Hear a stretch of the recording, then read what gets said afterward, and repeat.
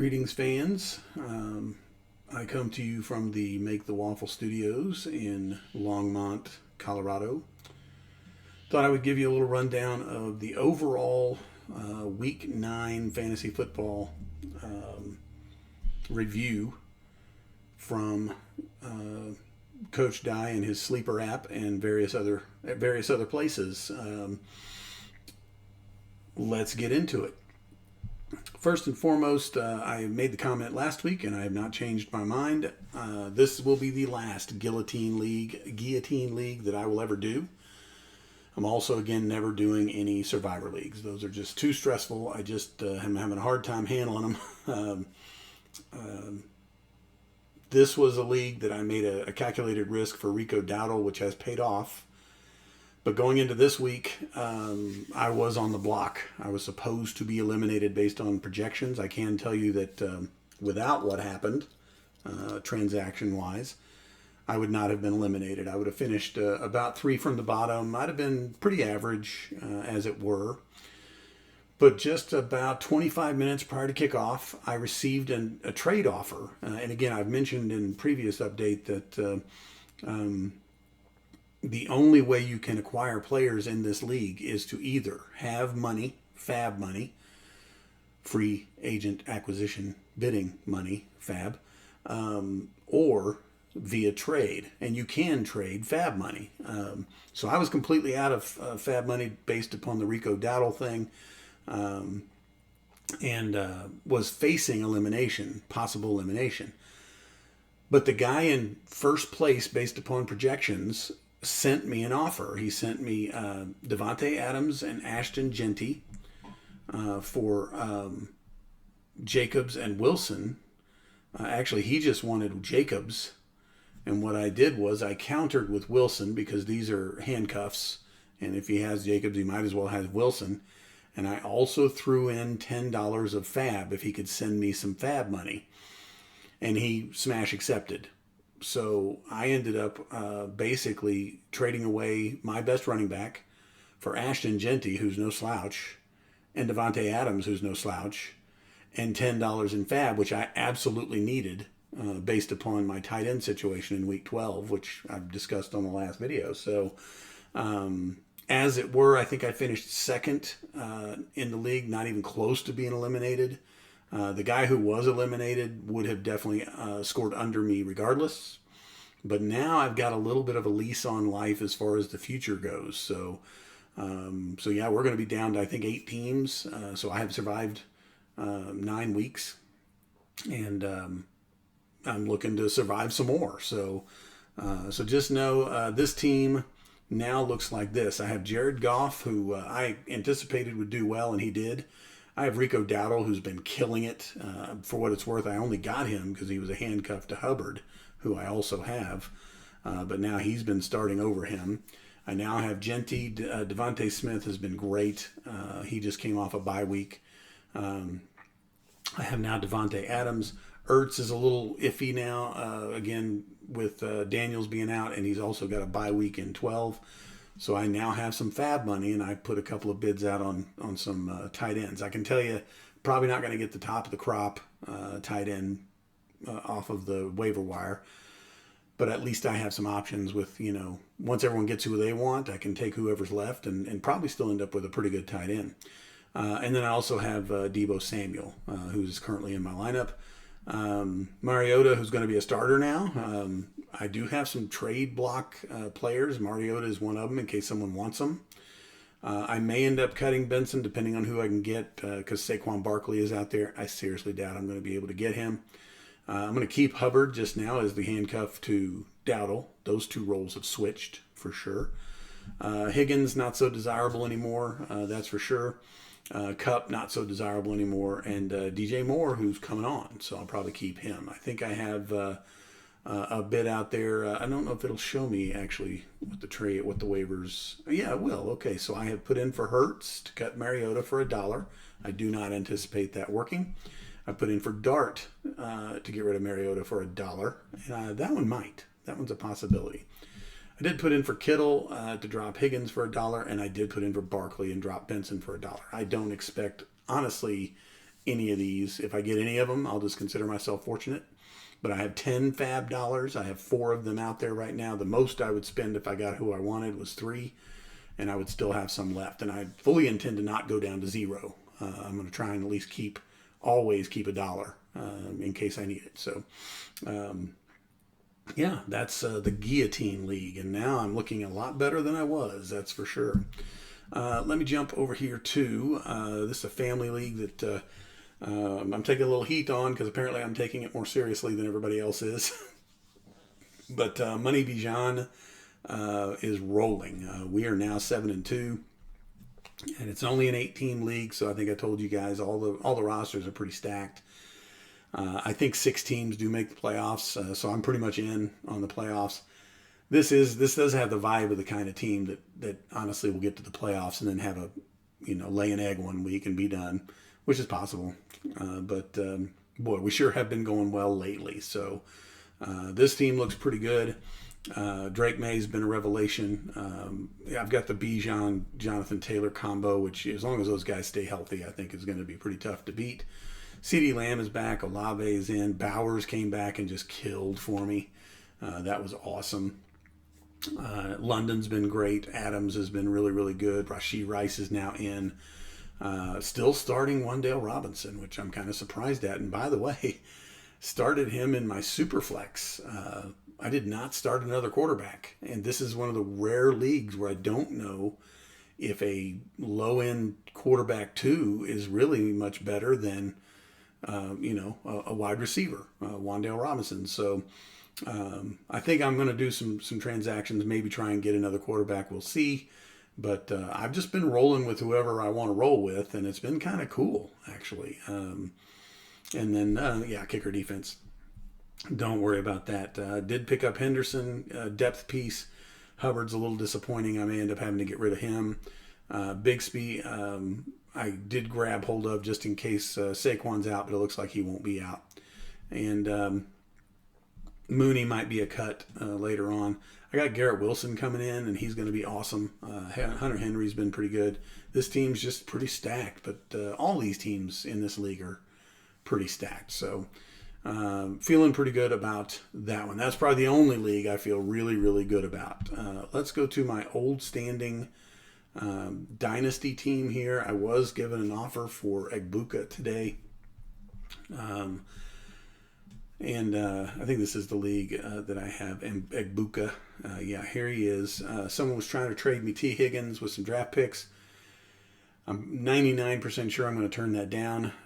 For what it is worth, if anybody out there is thinking of trading Egbuka, when I started looking at scenarios, I think the only one that might work would be as if someone gave me 2 first-round picks, and I would probably shoot them back a second-round pick, their choice of year or whatever. But if it were for two first-round picks, I would probably do it. Maybe do it. I can't say probably. But Egbuka is a star. That dude is going to be awesome. And I don't know that trading him away is a good idea. But this is the league where I do like to do a lot of trading. And for what it's worth, this guy who made this offer, we've traded people and traded back. And there's always a chance maybe that happens at some point too. But interestingly enough, I did put a lot of players on the trade block in this league. And Egbuka was definitely not one of them. This guy just sort of came in over the top with that one. But this team went to 3-6, and that is a little behind pace. I like to be at 6-6 after 12 weeks. I got to get on a winning streak here. So we're going to see how that goes. Kind of a close matchup, but honestly, 125 was not really enough to win much this week. I was 3rd or 4th from the bottom. So we'll see how this goes. I am the defending champ in this league, and I have put some feelers out there to try and make some moves and just spend all of my bullets before I'm eliminated. So we'll see how that goes. This league, the Year 33 League, has its own video, so I won't spend much time on this one. But I am 4-5. You just basically have to go 7-7 in this league to make the playoffs. And so I am on pace for my 6-6 after 12. But man, I sure would like to be a little better. But this one's been win one, lose one all season. It's not really been a fun watch, that's for sure. But we won't spend a whole lot of time on that. This Dynasty League, I'm now 6-12, and I was sitting at 2-12. So the last 2 weeks I have come back strong, and I am not necessarily out of it. I did make a couple of trade block announcements. I'm trying to trade Mark Andrews, maybe, trying to trade Juwan Johnson, maybe, for some draft capital. And I might have some options there because there was a Tucker Kraft went down, and I know there's a team that needs a tight end. So the problem is I think I play them this week, so I don't know that I want to help them out too much. But yeah, I have a shot here with the Dynasty League at 6-12. By the way, again, last year this team finished 7-14. So we're still not really ahead of last year's pace. I think I had the third draft pick. Yeah, I don't know how this is going to pan out. I had almost thrown in the towel and then got hot these last 2 weeks. So we'll see how MFL Dynasty Year 2 goes. That actually stands for Metro Football League on the record, but it stands for something else off the record, if you know what I mean. I just got a friend of mine that I've never met. He's just on the Sleeper app involved in this league. And I'm really upset that this team is 3-6. I did do some trading prior to the draft this year, traded away some studs, and got some really good draft picks back. Those picks are getting better and better when you compare them now with me, who is 3-6.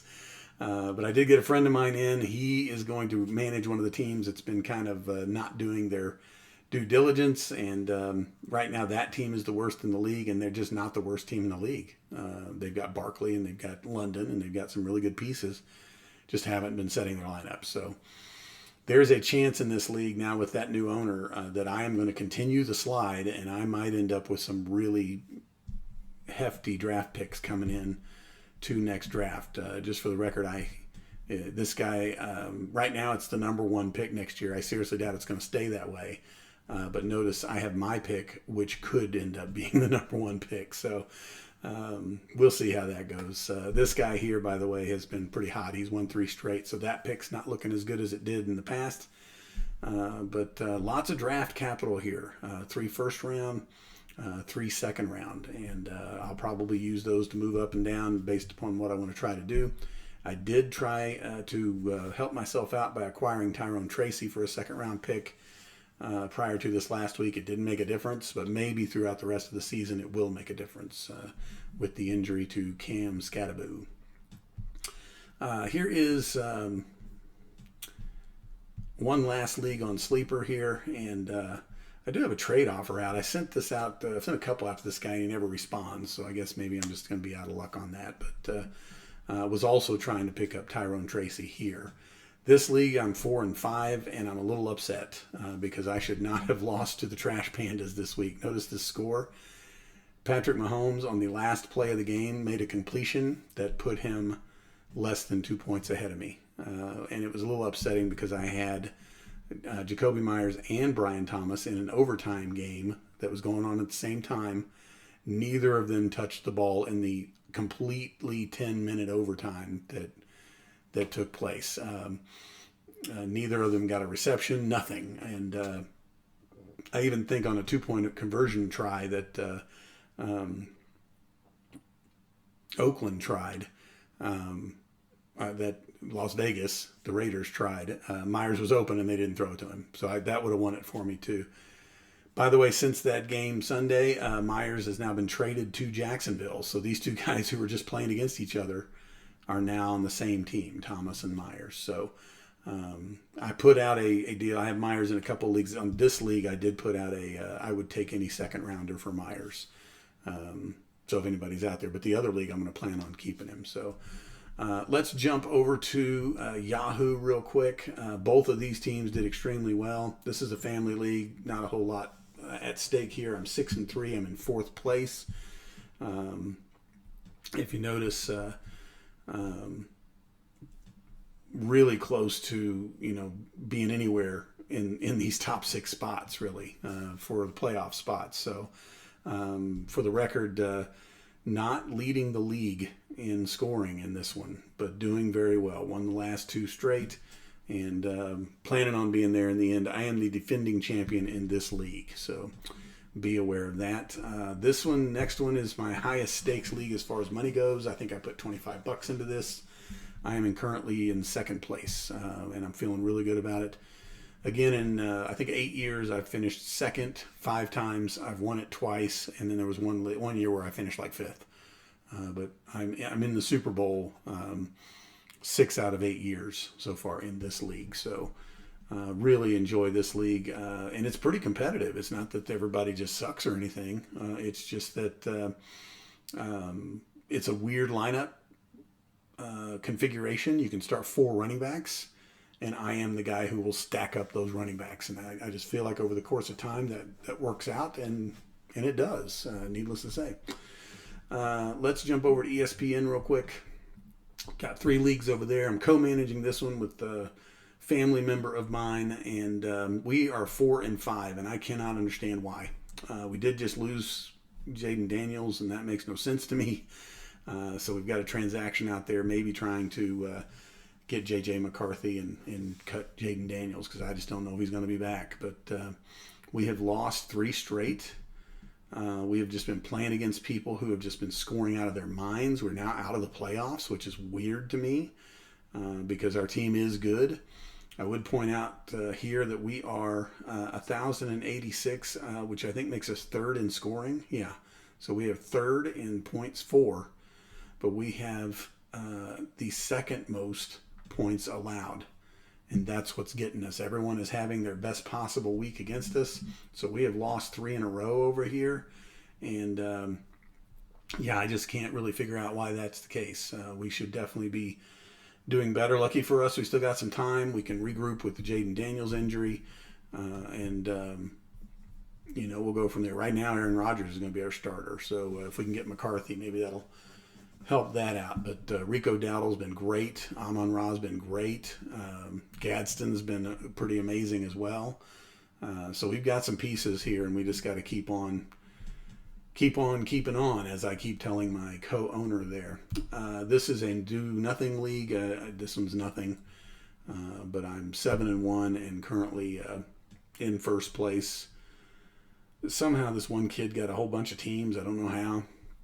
So, I'm 99% in the playoffs. I would point out on the scoreboard, though, this last week, I barely pulled out the win. That's one of the closest wins I have ever experienced. 0.92 points in the victory. So, maybe a little lucky, but that league is for basically nothing. This one is a little more higher stakes. Everybody makes the playoffs. And I did lose again, so I'm in 6th place, and it's not a huge deal because, like I said, you're going to get in. I can tell you the bye week sure is nice in this one because it's a bloodbath when it gets down to the end. It's just everybody for themselves, and it's whoever can just get hot at the end and make it all the way to the end. So right now, lost to a very good friend of mine. He's a Patrick Mahomes fan, and he beats me by 5 points. So, not much we can do there. When we go to the standings, I would just point out, I think we're doing really well points-wise. In fact, it kind of looks like we are, 4th-ish, maybe 5th on points scored. But once again, if you start looking at points allowed, I guess we're kind of middle of the road there too. So maybe 5 and 4 is maybe about right on this team. Playoff percentages over here 100%. So if you go look at the playoff bracket, top 4 teams are going to get a bye, and then everybody else has to play this crazy wild card week. And we'll see how that goes. Right now, I would be playing Tina, who is a very dear friend of mine. But I anticipate this league, I'll probably get back up and going again here pretty soon. Been really lucky, by the way, as far as running backs. Had Scadaboo for a while. Of course, he gets hurt. Just lost Tucker Kraft, so I'm going to have to figure something out there. But I've picked up some running backs here. I traded for Harvey. I picked up Vidal, picked up Smith, picked up Bigsby, picked up Monangai. These guys have really kind of carried me. In fact, I even picked up Hampton and put him on my IR. So Running backs are pretty key in this league again because it's kind of a thin running back league. We used to run 14 people, by the way, and we did this year eliminate a couple, so we're down to 12. So it's not quite as big a deal. But that is the overall fantasy football rundown for Coach Dye in week 9. Definitely not as many dominating teams as I usually have. I usually come across with some really good 6-3, 7-2 by now, and I just don't have a whole lot of those. It doesn't feel like. But as far as money goes, I'm ahead of the game. It looks like I'll come out ahead. The family league that I'm doing very well in, and in the one Yahoo league that I put some money in, I should be getting some money back on those. So long way to go. A lot can still happen. I would say, just before I sign off here, I intend to give you all again a little video rundown of how I manage my teams, and it's typically a day-by-day thing. So, like, for example, today was Tuesday, and one of the things I did was, the first thing I did was I went and set my lineup. So, for example, on this team, I would go set my lineup based upon just projections or whatever. I can always change it later, and just see where I'm short. And notice here, I've got no other tight end. So then I know, I probably better use my waiver status to go grab a tight end. And so I immediately went out here. I put in a bid for Fannin. And then once I'm in waivers, I will maybe go ahead and decide, okay, well, let's do another one. So I would put in Mariota for Lawrence here. If it were just Mariota for Lawrence, I would probably wait until waivers ran, and then I would just go pick whoever anyway. But it kind of looks like that's the way waivers are going to go for me this time. So Tuesdays I do those team by team evaluations of, do I want to mess with waivers or not? And in most cases for week 10, I'm doing pretty well. I don't have to go find places to fill in holes unless there's a weird injury like Tucker Kraft. So when I get to Wednesday morning, after waivers have run, that's when I go do my kickers and my defenses if I need them. Because to me those are interchangeable, and I don't want to use my waiver status for those. Thursday, always check to make sure you don't have people on the Thursday game in your flex spots, because that can hurt you later depending on what happens Sunday and Monday. And then, like I said, Friday, Saturday, I try to take a little time to chill with it. I do monitor the news, and so if you hear a weird somebody's out that you didn't expect, then maybe it's time to jump on your phone and see if you can go grab someone real quick based on the news. But then Sunday morning, I make sure if there's a London game, I get those guys out of my flex. And then, by the time we get through Sunday, man, it's just time to sit back and watch. There are times where Sunday morning I will look ahead to the next week again, and I will see, is there someone maybe I can just go grab right now that'll help me next week, who's sitting there as a free agent rather than having to go through waivers. That happens rarely. I don't usually find someone, but it happens occasionally.